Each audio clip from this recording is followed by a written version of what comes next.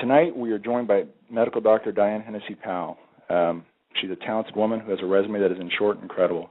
She's a neuroscientist, a former Harvard psychiatrist, and the author of the book ESP Enigma, The Scientific Case for Scientific Phenomena. The book is incredible. Her resume is incredible. She's an incredible woman. Through her training and her experience, it's ultimately seasoned her to be able to speak on the taboo topic of ESP in relation to modern science. This is something that, to me, is very rare, and it takes a brave soul to come out and speak on the topic. Currently, right now, she's got a practice in Medford, Oregon, and incorporates psychotherapy, psychopharmacology, and pet therapy into her compassionate healing of people who want personalized care. She's also a member of the board of directors for the Gene Houston Foundation. Her book, The ESP Enigma, The Scientific Case for Psychic Phenomena, is available through her website, DianeHennessyPowell.com. That's DianeHennessyPowell.com, DianeHennessyPowell.com. It's also available through Amazon. You just have to put it into the search engine there. Tonight's program will be broken down into two segments. The first hour will be an interview with Dr. Powell, followed by up to another half hour of open lines. She has agreed to take callers, so if you feel inclined, please call in. The call-in number for tonight's show is 760-542-3929. That is 760-542-3929. And on to our guest, Diane, you're on the air. Good evening. Good evening. Hi. I apologize for that. Sometimes stuff happens. Yeah, sometimes it does, yeah. So tell us about yourself and tell us why you decided to write your book on the subject of ESP. Well, what would you like to know about myself? Would you like to know what got me interested in the subject in the first place? Yeah, I mean, you can look at modern medical science or just science in general, and you've got an incredible resume, and not too many people are willing to step outside of the box and delve into ESP, which is, for the most part, has been a very taboo topic. So, yes, it has.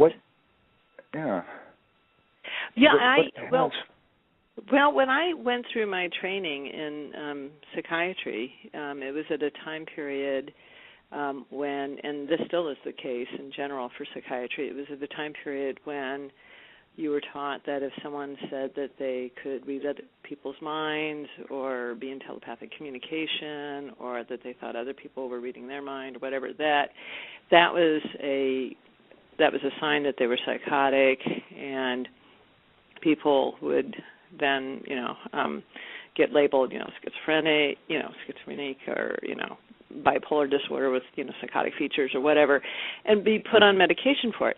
And that whole paradigm was changed for me when I was at Harvard, and I was the clinical director of the Consultation Liaison Service, which is the service that of psychiatrists that go to medical or surgical floors if there's a problem on those floors and they think somebody has a psychiatric illness, and so you go there to consult. And there was this woman who wanted to sign out of the hospital against medical advice, and you can't sign out of a hospital against medical advice if you're thought to be insane. You have to be mentally competent to make that decision for yourself.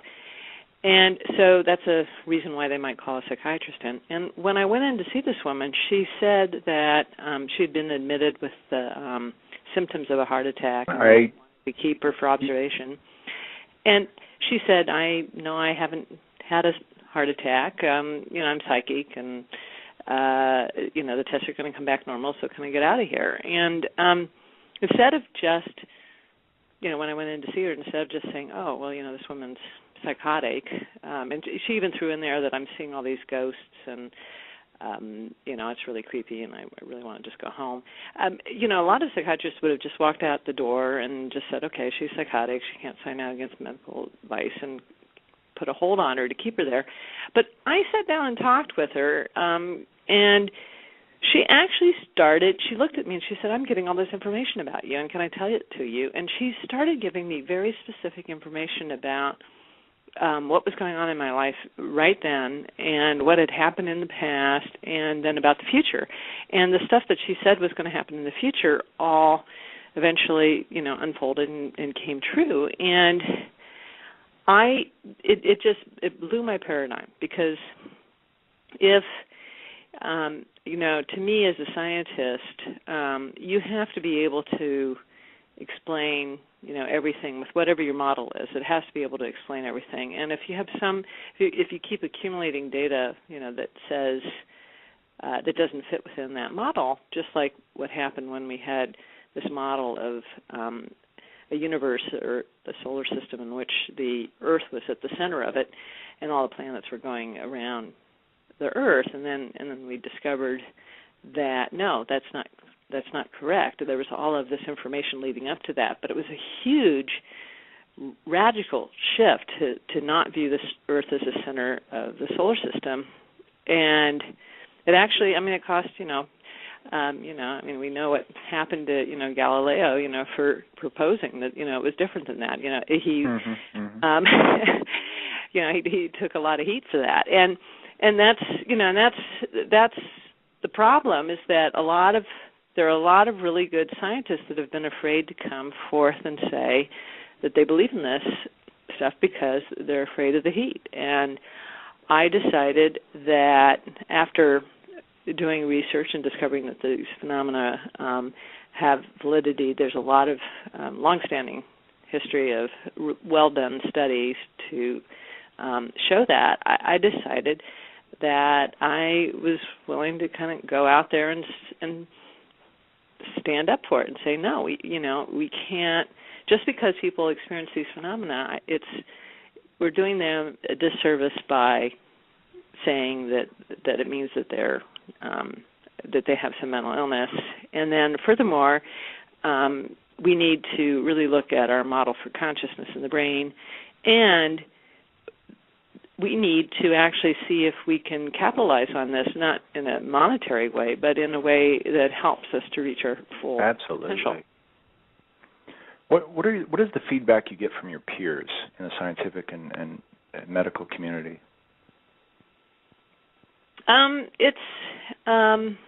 It's interesting, because if I have the opportunity if somebody actually reads my book, I've had people who were dart high, skeptics. They just say, "Oh, well, I don't believe in this stuff." But I know you, Diane, and I believe in you, and I'll read it. And they've come back to me and they've gone, "Wow, you've really really given me some things to think about. I had no idea." And so I've had people who have come back to me with that. I've had people who never read my book but have said, I don't need to read it. I know it's got to be, hogwash. And so they haven't really given it a chance.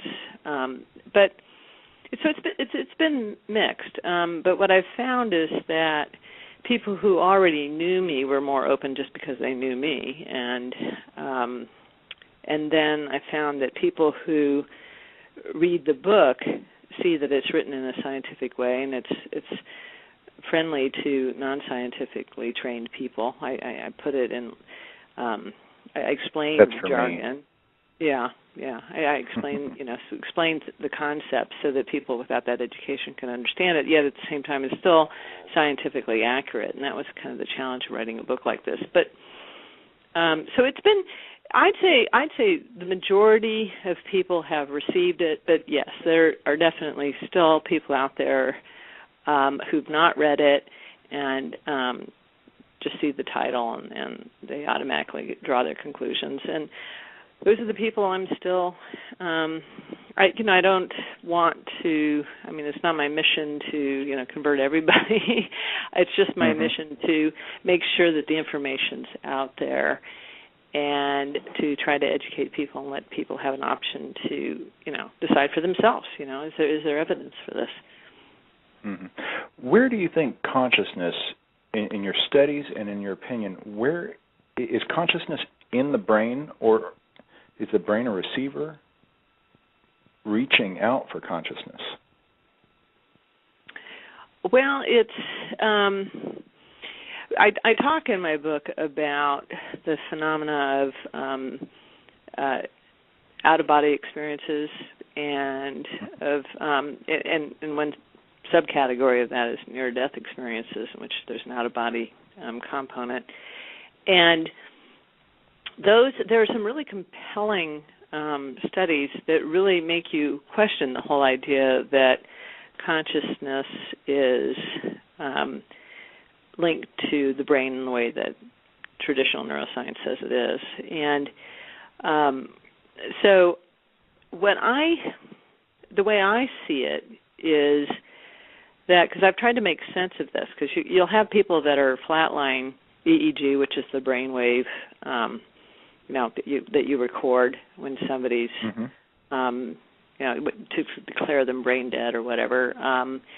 And you can have people that have a flat line, which means they're brain dead, means no activity is going on in the brain, and yet then if they get brought back to life, they'll be able to tell you what was happening during that time period that they were flatlined. Now, it's either one of two things. It's either that their consciousness didn't stop just because the organ of the brain was stopped functioning, or it's that they psychically retrieve information from the past as soon as they get revived. It's one of the two. I mean, those are the two major hypotheses. Otherwise, it doesn't really make sense how they could have very specific information, a lot of it from an out-of-body perspective, about what happened during that time period. And so, yeah, so I've really thought about this a lot, and there's just so many accounts of it, and accounts by children and accounts across various cultures, and it's actually a pretty common phenomena. And so I really think of consciousness as being like a field. So if you think of like a magnet, with the magnet, if you're just holding the magnet and you're not around anything metallic, it just seems like this heavy, object. But you get near things that are metallic, and you see that it, like iron filings, and you see that it starts organizing those iron filings in a very specific way. And so there's a force coming out of that magnet that is invisible to you unless you have the conditions such that you can actually measure its impact upon the environment around it. And that's how I see consciousness. I think it's like a field. Similarly, the gravitational field is one in which you will have, the way it was described, by Einstein, it was sort of compared to like having objects like planets, let's say, on this rubber sheet, and that they would create this sort of indentation of the sheet such that any object that came within a certain distance of that large object, massive object, would all of a sudden get caught up in it and start circling around it. And so, once again, what is that? What is that? It's invisible, but it's having just the sheer mass of that object is having. That's what it's attributed to as mass. Whatever it is, it's correlated with mass. But all of a sudden, you've got this force field around that object that it organizes things that come within its field. And so I think that we have consciousness fields, and it organizes. It organizes. All kinds of things. And does this make sense? Yes, it does. I'm taking it in, actually. It's a broad topic, and I want to ask you a question here that it's touching on my mind when we're talking about consciousness and the fields of it. I've actually read most of your book and gone through countless interviews, but Eastern traditions consider the heart to be an integral part of our consciousness as far as feelings, and then from there's a lot of study going into DNA as far as it being something that's light-based and it can actually shift through dimensions. Have you looked into that aspect? of your research? I think, well, from what I've looked at, I think I'm really not that impressed with the research that's done on DNA. However, when it comes to consciousness, I don't think of consciousness as being something that's exclusively a property of the brain. I think that the brain is it's one it's an organ within our body that we associate with an electromagnetic field, and we meaning Western science, associates it with consciousness. But I think that consciousness is actually something that is not just found in relationship to the brain. I think that our brains are structured differently than the brains of, say, a slug or a caterpillar or a dog or whatever. But so our conscious awareness or experience of things, and what we're able to do is slightly different. We have more of this capacity for self-awareness than some other beings. But consciousness itself, I think of it in a much broader sense, and so I would agree that just like people talk about the chakra centers within the body, that Absolutely. There's a heart chakra, there's a throat chakra, there's a solar plexus chakra, that all of these different chakras are sort of areas from which there's a consciousness field. I don't think of consciousness as just coming from the brain. Interesting. That's your question. It does, and it does answer it as far as you clarified Western civilization. Now, you gave some statistics, or you have given them in the past, I believe they're in your book, regarding ESP and other medical conditions, and the percentages in comparison, say, between ESP and heart attacks and strokes. Can you go over those with us so we have a idea of how documented ESP is? Well, I don't have all the statistics right in front of me, but there definitely are certain conditions that are associated with a higher incidence of, psychic experiences afterwards. And like, for example, people who've had near-death experiences have a much higher incidence. People who have what's labeled bipolar disorder or schizophrenia have a much higher incidence. So in psychiatry they've said, they've seen it as like, rather than it being that people, with certain conditions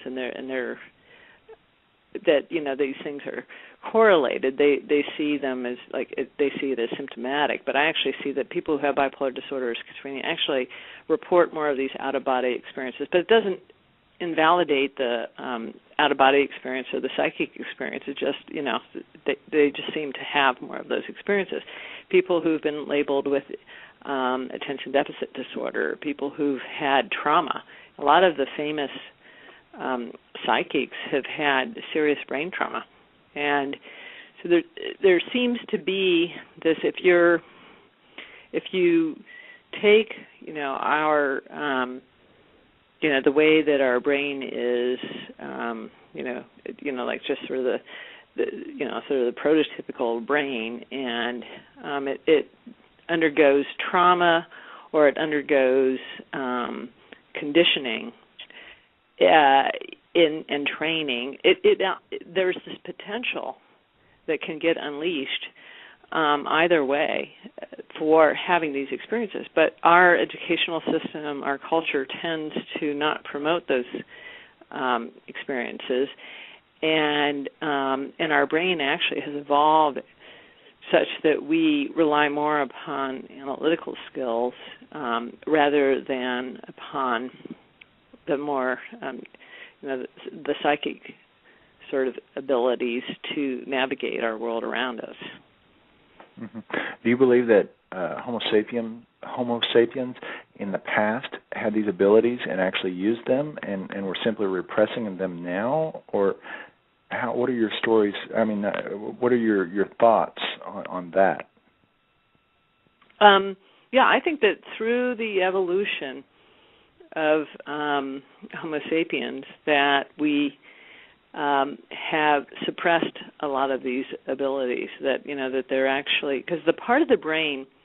One of the things that I do in my book is that I look at all of these different conditions. Like dreaming, for example, is something that we all experience. We may not remember our dreams, but we all do dream. And dreaming is an experience that a lot of people who are not normally having psychic experiences, a lot of people will actually have psychic dreams. Whether it's having dreams of 9/11 before it happened, or there were people who had dreams of the Titanic before it happened. They tend to be around issues that have to do with crisis, and either crisis on a massive scale or crisis to a loved one. And the literature is just rich with stories of this. And the part of the brain that is more active in dreaming, and also is more active in these people I've studied who have these various medical conditions, is the limbic system, which is the part of the brain that is involved with social bonding. It's involved with empathy. It's involved with it's the part of the brain that evolved through evolution, after we went through from reptiles to mammals. So a lot of people call it the mammalian brain, but then that part of the brain got covered over by all of this cortex that evolved, and the cortex actually suppresses the limbic system. And so but when we sleep, the limbic system is actually more active.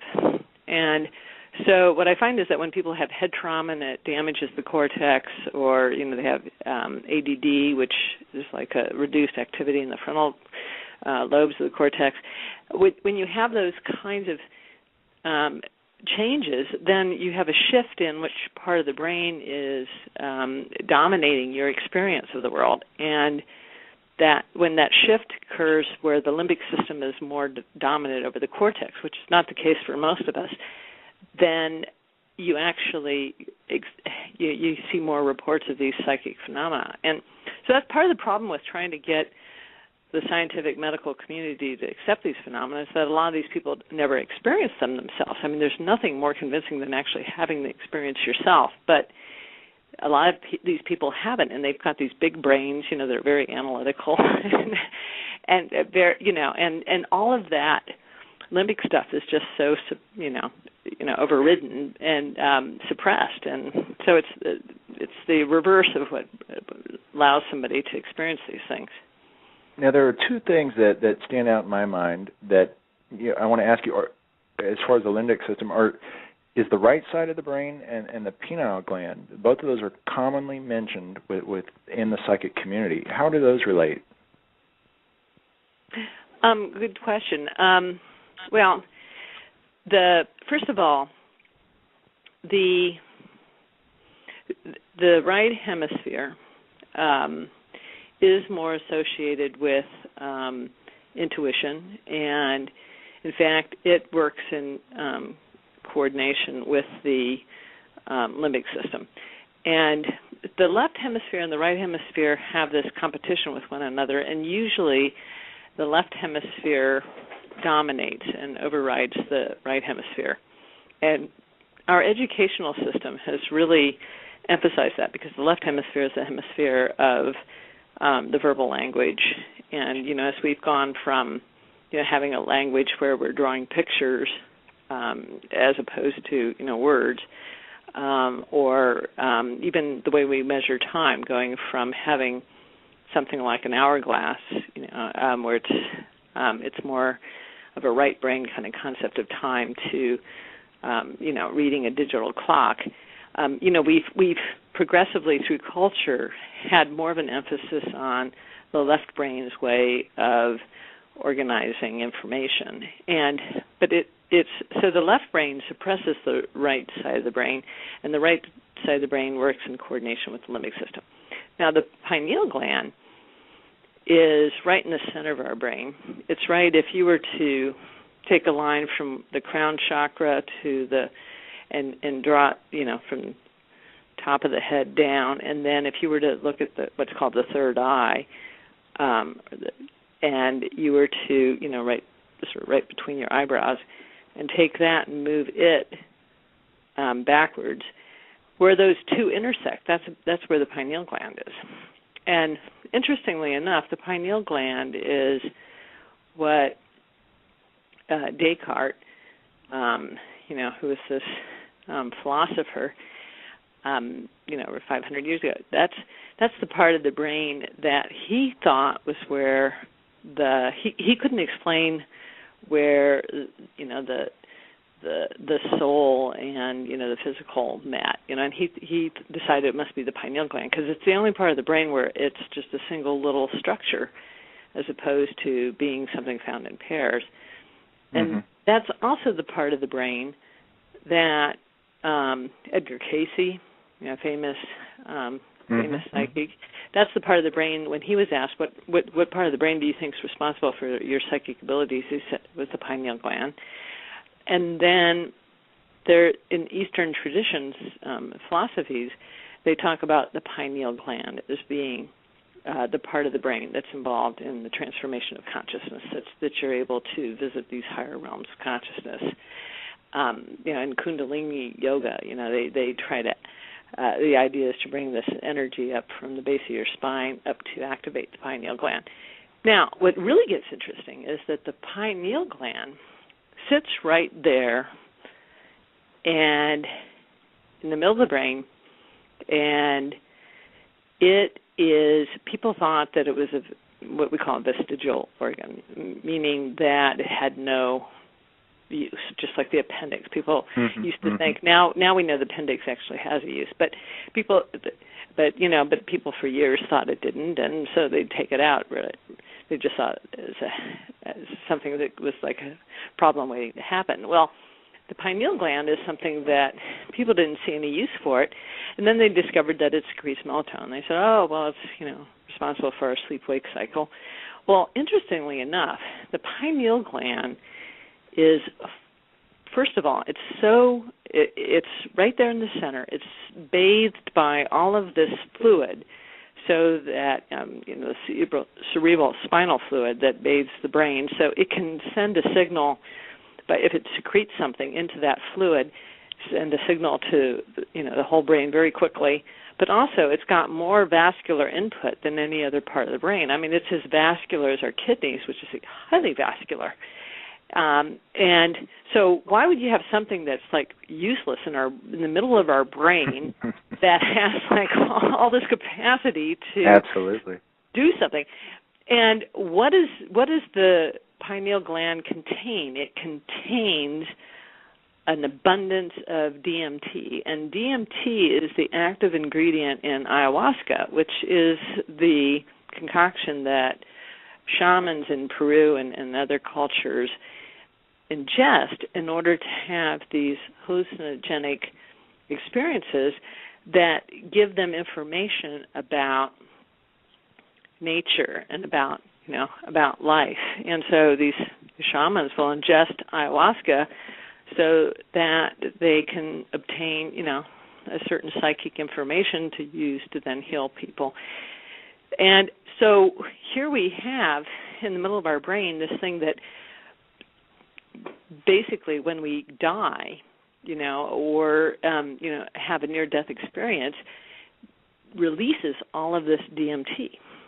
And there's an MD scientist who did a lot of research named Rick Strassman. He wrote a book about DMT called it The Spirit Molecule, in which he was like his big question was like, why do we have this like organ chock full of this major hallucinogen right in the center of our brain? I mean, what's that about? And so he did research on that. And so I think what happens is that I think that some people, like after they've had these shocks to their system, like a near-death experience or head trauma or whatever, they've kind of cracked open the egg, so to speak, and they've allowed more DMT to sort of get into their system naturally. And it activates the limbic system. So that's where the DMT is active, is on receptors in the limbic system, and it lights it up, and people have more psychic experiences after having had that happen. Have you looked into methods to exercise the pineal gland, as far as awakening it, or is there an optimal place to or method in achieving like ESP type phenomena? Well, I mean, it's it gets into very controversial territory there. I mean, because there are people who there are people who really try to activate this by, like, for example, there's a church in which people ingest DMT, as a part of their rituals, and it was actually it went before it went before the court system, and to see whether or not these people had a right to ingest this hallucinogen, and they were claiming that it was their religion, and they actually won. And so there are people who do that, but they apparently they make sure that people are monitored carefully and they're not left alone. But it's like you start to, like, people take that route of, like, taking drugs, which a lot of people do, to have these experiences. If you take that route, it's one of those things where it's playing around with something that could get people into trouble. It's not something that I can advocate, because you just don't know. For some people it can be a bad idea. I've seen that as a physician, where people have done these things, and I've had to work with them afterwards, and because their world's just turned upside down, they can't function in society anymore, and it was something they did on their own, and they're coming to me afterwards saying, what do I do? So I think that what makes more sense is, rather than trying to push it, and to me, like, drugs are very powerful, and therefore they can like push things beyond the capacity for the one's system to adapt to, immediately. That's one of the problems with them, is that they can just push things too far. And so I think natural methods are much preferred, because then you're working with your own system, and you're less likely to get to a state that your system can't handle, if that makes sense. So, things like, so engaging in things like, Kundalini yoga, or even engaging in things like, there's a lot of evidence that just having really good feedback, practice and feedback about things, you can help to develop your skills. Like, for example, remote viewing, the research that was conducted by the various branches of the military intelligence during the Cold War, found that people who didn't think they were psychic and who were going to be controls, that if they actually if they actually put the time into trying to do these things, and then got feedback about how close they were to the target, if you do that enough times, that they actually started to get more and more accurate, and let me ask you a question that I'm actually we take live questions from our SHTF411.com mini chat, and Nemesis 2012 wants to know what your opinion is on fluoride, and does it inhibit the pineal gland? Fluoride? Huh. Yeah. I really... Yeah, no, I've never heard anything about that. That's interesting. Can you ask her what she's heard? Because I know that that's a big issue, whether or not to fluoridate our water, and but I haven't heard that it would be an inhibitor of the pineal gland before. if they're listening now, and if they have any questions, they'll just, I'm sure they'll correct and answer, and then I can carry on from there. We did have a guest that, I believe an upcoming guest that is a dentist, and they're on a national campaign, actually international campaign, to rid the water of fluoride. They put a bunch of evidence together, and so that's still coming out and still a work in progress. But did some of it have to do with the pineal gland? I believe a lot of it does. I'll wait and see what Nemesis 2012 has to say here, if he can provide me with any links. I've read tidbits online. There's actually, you're the only scientist, like official doctor, that I've ever heard speak on this subject. It's very non-mainstream, and so a lot of our information comes from, for lack of better words, almost shaman-type characters or psychics.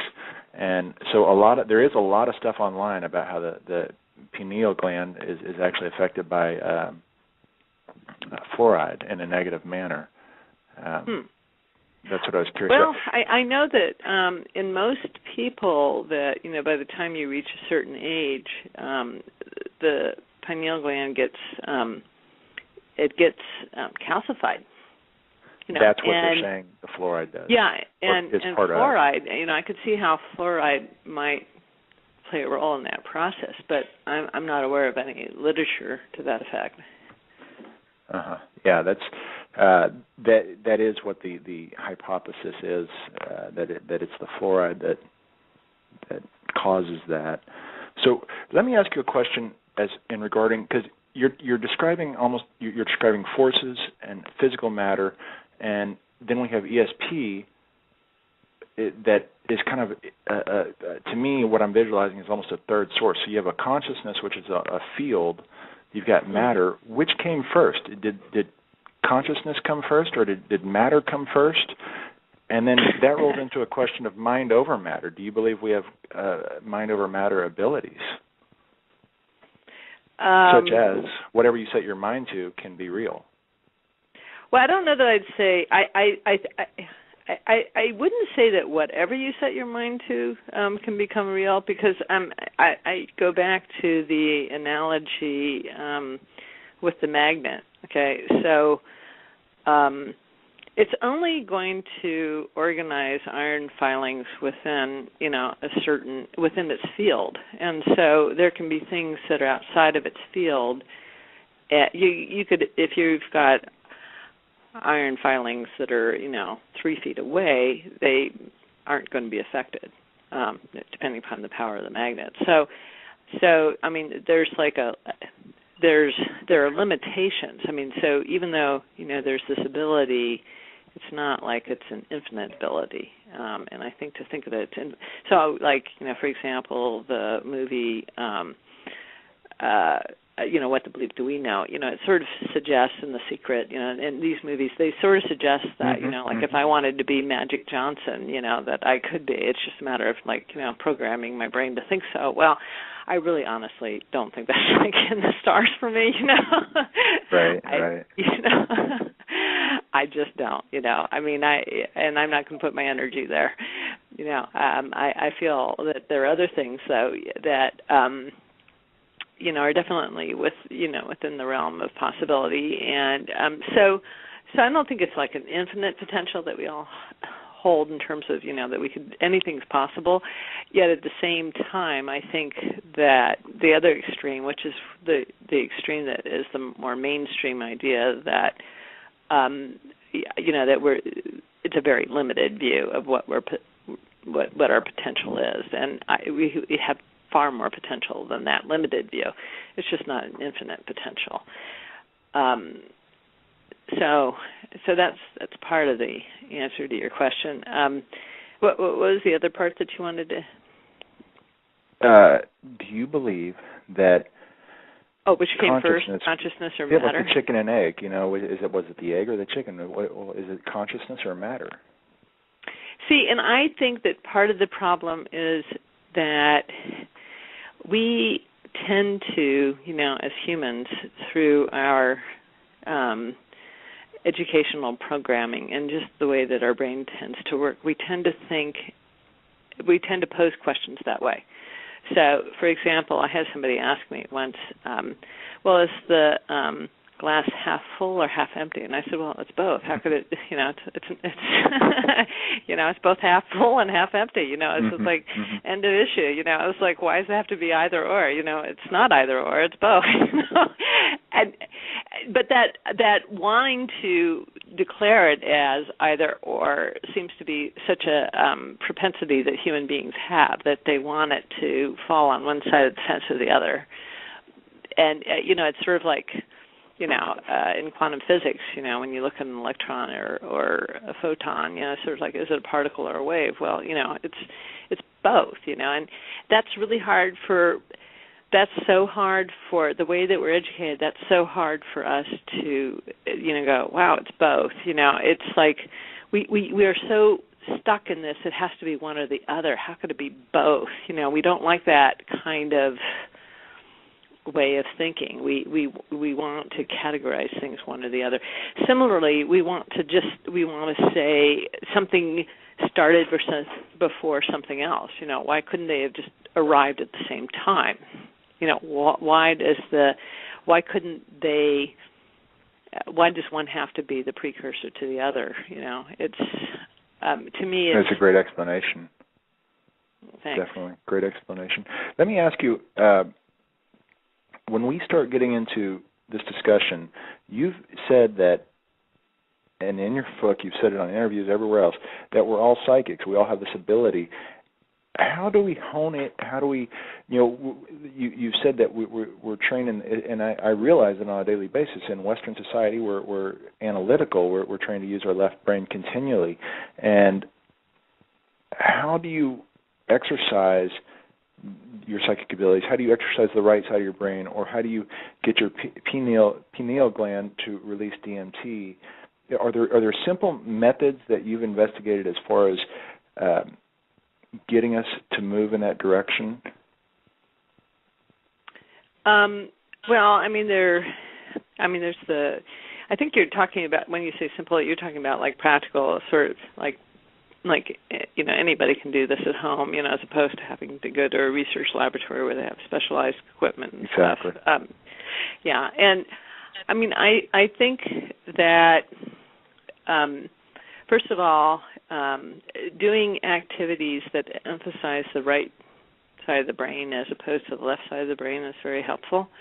And because it's kind of undoing that sort of, as I said, educational process that's put so much more emphasis on the left side of the brain as opposed to the right side of the brain. So, the arts and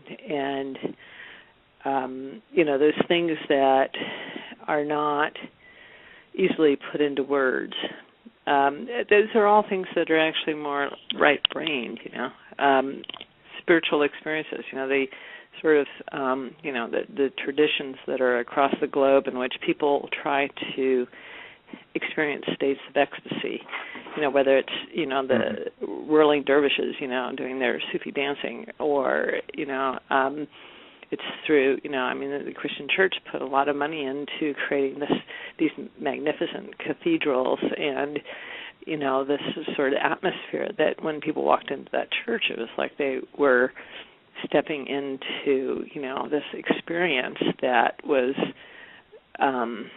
very mystical and very different from, just day-to-day common life. And that kind of stuff activates the parts of our brains that I'm talking about, because it's going beyond, it's transcending this way of looking at things in this sort of,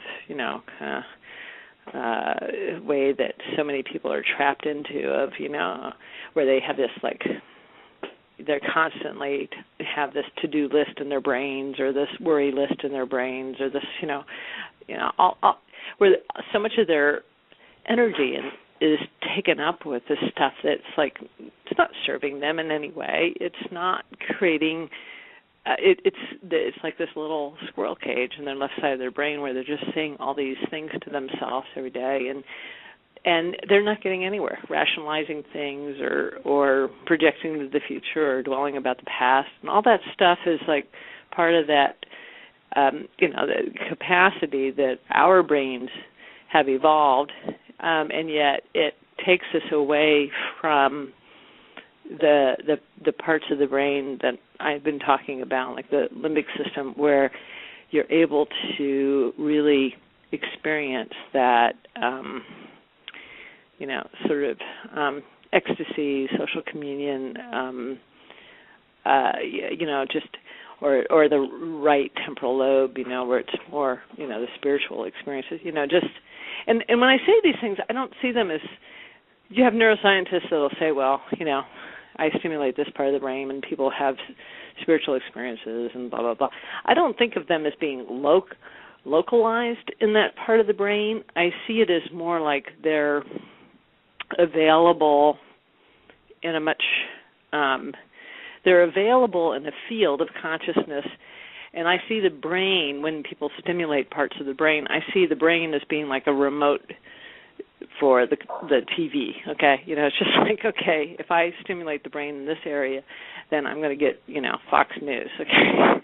I stimulate in this part, I'm going to get Comedy Central, Very different experience, but it's like, So when I say that, it's not that I think it's localized there any more than I think that, Fox News is localized on, these buttons on the pad of my remote. It's out there in, it's out there in space. The information's all out there in space. It's only just through my using this remote that it then gets onto the screen of consciousness for me. Does that make sense? Yeah, absolutely. And that brings up a question, and it's probably going to be one of our last questions here. It's synchronicity. What are your thoughts on synchronicity when combined with the ESP or a universal mind? Are we truly being given messages from possibly even the Akashic record, or what are your thoughts on synchronicity? Well, I mean, synchronicity is one of my favorite topics. It's, wow, I could do a whole show on synchronicity, alone, but one of the problems with synchronicity is that, to me, synchronicity really is when you see all of these things that just like, oh my God, and I could tell you lots of experiences that people have had that are just mind-blowing and well documented. But it's sort of like, okay, sometimes people will make a mistake. This is where people make a mistake, is that they will interpret the synchronicities as a message that they're supposed to do a particular thing. So they might, meet someone who has the same birthday as, the first love of their life, and then it turns out that they're, they have all these other synchronicities happen, and they think, within, 2 weeks of knowing this person, that this is their soulmate, and then they go marry them, and then, a year later they're getting divorced because it's, totally a wreck, and so the synchronicity, so sometimes people let synchronicities guide them towards these major decisions that they really shouldn't allow themselves to get guided towards, because that's not really, it's not that the synchronicities are happening to tell you that, this is your soulmate or this is where you should go. It's far more complex than that. But what they are is they are indicators of how beautifully intertwined and complex this universe is and consciousness is, and how there's far more order, there's far more interconnectedness than we would ever imagine. And chaos theory, the whole idea of the butterfly effect, that if a butterfly over on one end of the world flapping its wings can create a tornado on the other end of the world, that, that's a statement about interconnectivity. It's one in which you can see, how just a small act can cause dire consequences in another part of the world. But the reality is that everything is so interconnected. And to me, synchronicities are signs of that. They're manifestations of that interconnection that quantum physicists recognize at the subatomic level, and these are what we're able to psychologically realize at the larger macro level. But the universe is that interconnected. Whether you're looking at it from a subatomic level or a much larger universal level. But we need to be careful to not interpret synchronicities.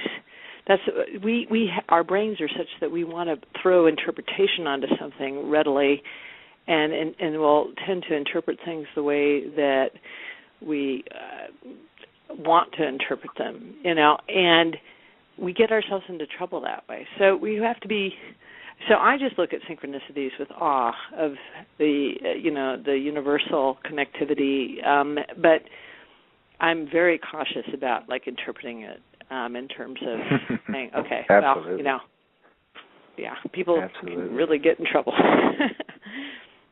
So we're getting close to the top of the hour, and I want to ask you a couple final questions. Where are we taking this? Will the mainstream science become receptive to ESP and the investigation of it? Because it's a topic that it's not investigated, really. I mean, are we moving in that direction? Are we entering a paradigm where an awakening of investigation and insight? I hope so. I mean, I have met a number of other scientists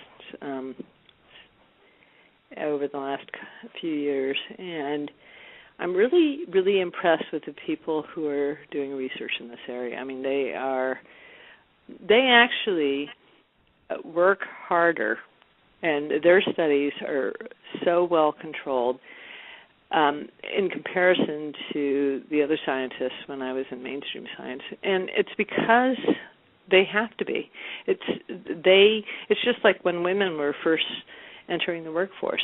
They oftentimes had to perform in a manner that was superior to men just to be considered their equals because of the way that things had been set up, that they were entering in as kind of the underdogs. And it's similar for this science, that the people who are really truly engaging in this science are doing so, and it's not in a sort of careless way at all. In fact, they're more cautious. They're more ready to announce, negative results than the rest of the scientific community, and discuss them and say, well, okay, what do we, make of this? I've never been to a conference in mainstream science where they present negative results, whereas in parapsychology conferences they do. They'll say, we got a negative result from the study. And so they don't try to hide it when they get negative results. They're not trying to skew the data. They're just trying to find the truth. So I see it as, I see it personally, I really think that eventually, it will become something that's accepted by mainstream. This is, if you look at the Thomas Kuhn, somebody who's written a book about scientific revolutions, there are lots of great philosophers who've talked about them, and they've talked about how difficult it is to change the paradigm that people operate under, and how you have to go through these different stages. And at first it just it's rejected as absolutely ridiculous and absurd and insane, and then you make a breakthrough where there's sort of maybe kind of it's possible, and then you eventually get to the point where it's but of course, I mean, how could it be otherwise? Like how we are about the Earth being the center of our absolutely the realm of comprehension.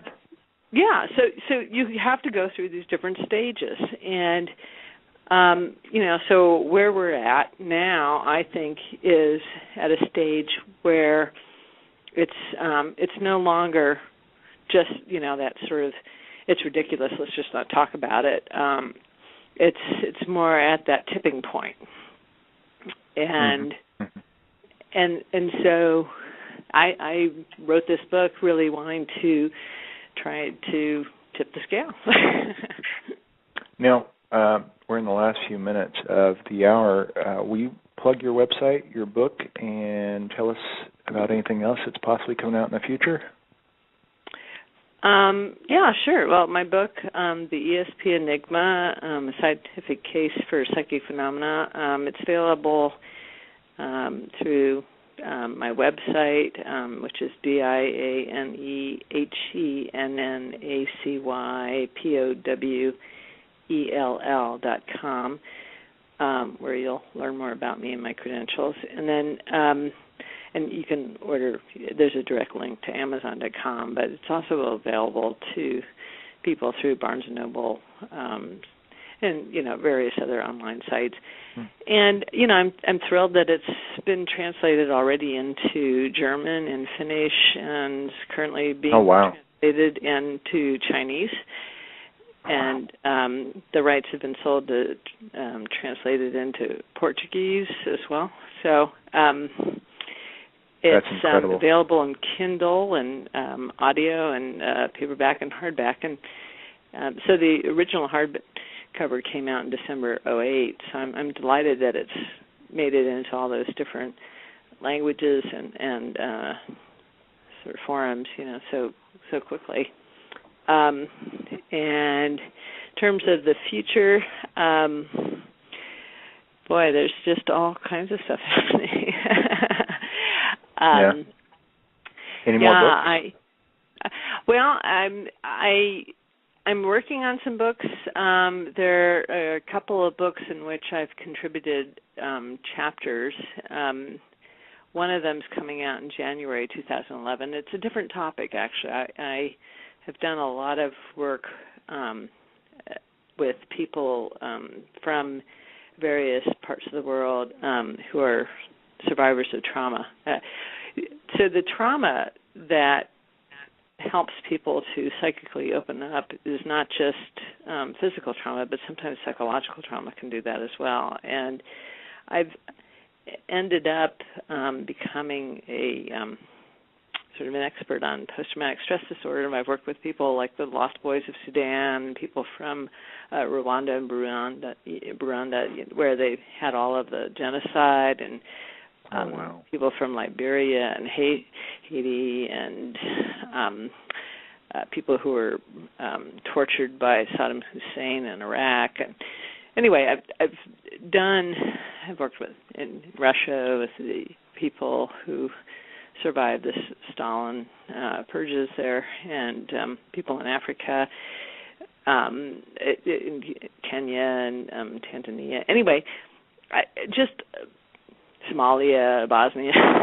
Anyway, so I've done all this work with people who have suffered really severe post-traumatic stress disorder, as well as working with American vets and women who are survivors of incest and various other sorts of sexual trauma.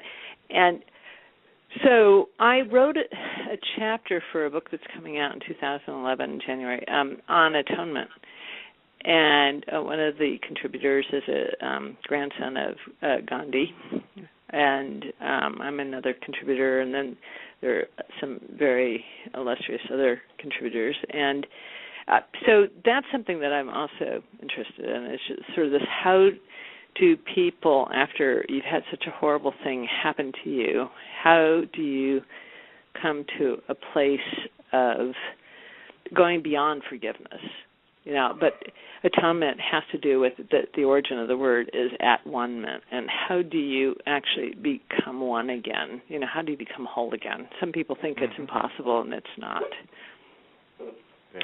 So that's coming out in January, and then the following January in 2012, there's going to be a book coming out that's was part of the think tank that included various people who've done research on psychic phenomena, and we're each contributing a chapter to that. And I don't know the title of it, but it's going to come out under some academic press. And so, but I'm also, in the works is another book of my own. So whatever that was a sign that they were psychotic, and people would then, get labeled, schizophrenic, or, bipolar disorder with, psychotic features or whatever, and be put on medication for it.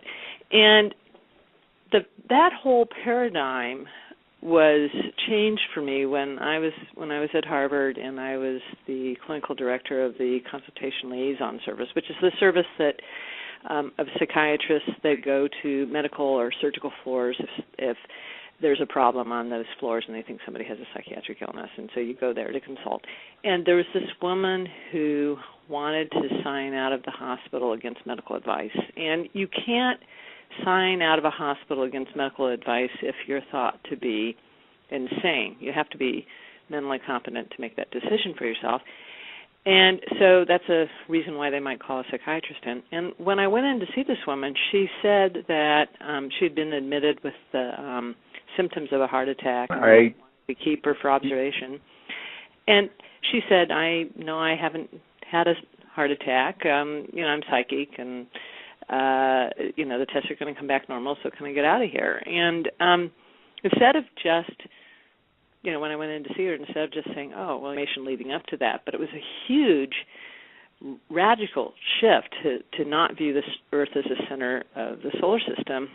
And it actually, it cost, we know what happened to, Galileo, for proposing that, it was different than that. He he took a lot of heat for that, and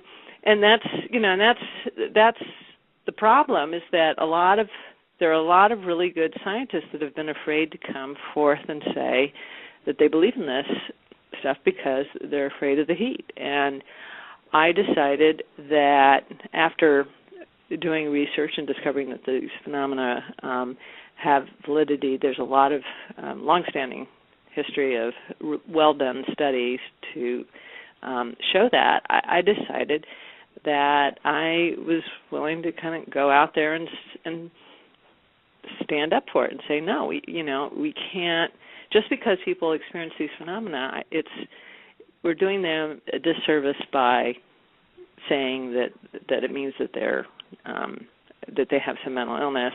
And then furthermore, we need to really look at our model for consciousness in the brain, and we need to actually see if we can capitalize on this, not in a monetary way. Call-in number for tonight's show is 760-542-3929. That is 760-542-3929. And on to our guest, Diane, you're on the air. Good evening. Good evening. Hi. I apologize for that. Sometimes stuff happens. Yeah, sometimes it does, yeah. So tell us about yourself and tell us why you decided to write your book on the subject of ESP.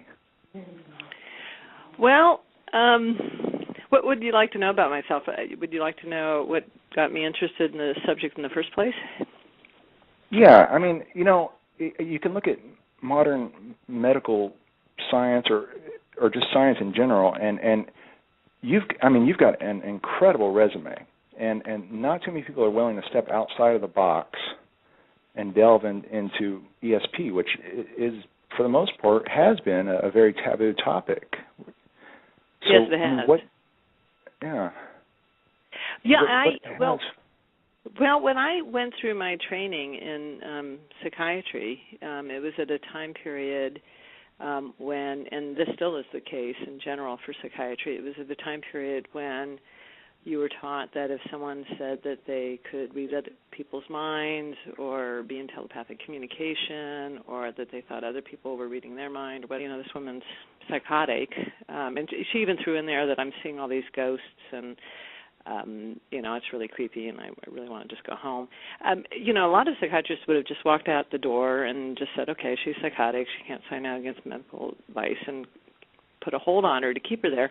But I sat down and talked with her, And she actually she looked at me and she said, I'm getting all this information about you, and can I tell it to you? And she started giving me very specific information about what was going on in my life right then and what had happened in the past and then about the future.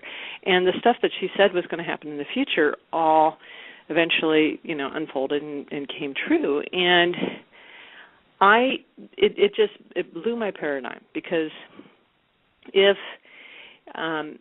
to me as a scientist, you have to be able to explain, everything with whatever your model is. It has to be able to explain everything. And if you have if you keep accumulating data, that says that doesn't fit within that model, just like what happened when we had this model of a universe or a solar system in which the Earth was at the center of it, and all the planets were going around the Earth, and then we discovered that no, that's not correct. There was all of this information. Tonight we are joined by medical doctor Diane Hennessy Powell. She's a talented woman who has a resume that is, in short, incredible. She's a neuroscientist, a former Harvard psychiatrist, and the author of the book ESP Enigma, The Scientific Case for Scientific Phenomena.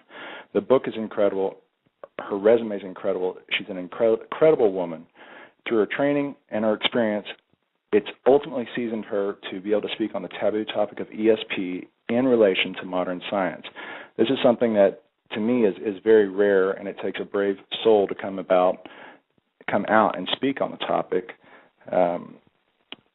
Currently, right now, she's got a practice in Medford, Oregon, and incorporates psychotherapy, psychopharmacology, and pet therapy into her compassionate healing of people who want personalized care. She's also a member of the board of directors for the Gene Houston Foundation. Her book, The ESP Enigma, The Scientific Case for Psychic Phenomena, is available through her website, DianeHennessyPowell.com. That's DianeHennessyPowell.com, DianeHennessyPowell.com. It's also available through Amazon. You just have to put it into the search engine there. Tonight's program will be broken down into two segments. The first hour will be an interview with Dr. Powell, followed by to another half hour of open lines. She has agreed to take callers, so if you feel inclined, please call in.